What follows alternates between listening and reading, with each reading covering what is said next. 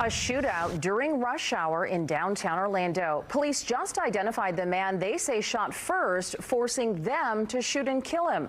Fox 35's Marie Edinger is live in downtown right now. So, Marie, that area could have been a whole lot busier than it was.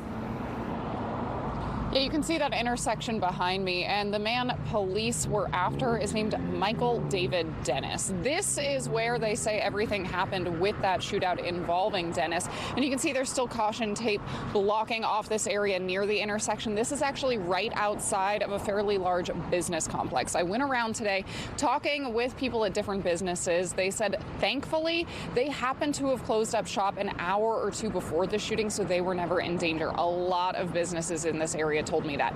I did also go out to Dennis's neighborhood earlier today. People there told me they knew him, but not well. Orlando police say Michael David Dennis was wanted on a warrant out of Orange County for attempted murder and aggravated stalking. Police say when they pulled him over at Orange Avenue and South Lucerne Circle, he shot at them. One officer fired back, killing him. We asked former police chief Orlando Rolone his thoughts on the location of this shootout.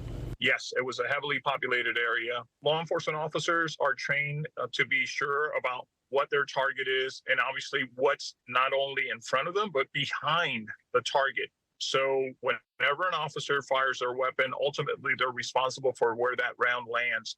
Dennis did have some criminal history. Last December, court records show his ex-girlfriend had to call police after he allegedly stole her car keys and broke into her apartment in an attempt to talk with her about getting back together.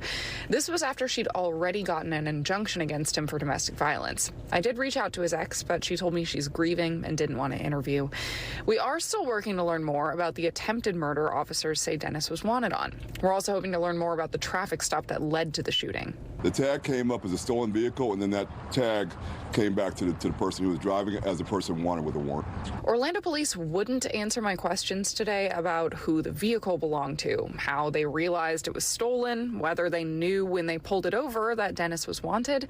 The police department says that information will come out following the FDLE's investigation. Watching the video and watching some of the footage from the scene, it appears as if there were multiple unmarked vehicles involved. What was decided and who made the ultimate decision to approach the vehicle stop in the manner in which it was done, it's really what the investigative process will yield in the end. The Orlando Police Department says no one else was injured in this incident. They also said the officer who fired his weapon is on paid administrative leave. Live in Orlando, Marie Edinger, Fox 35 News. Marie, thank you.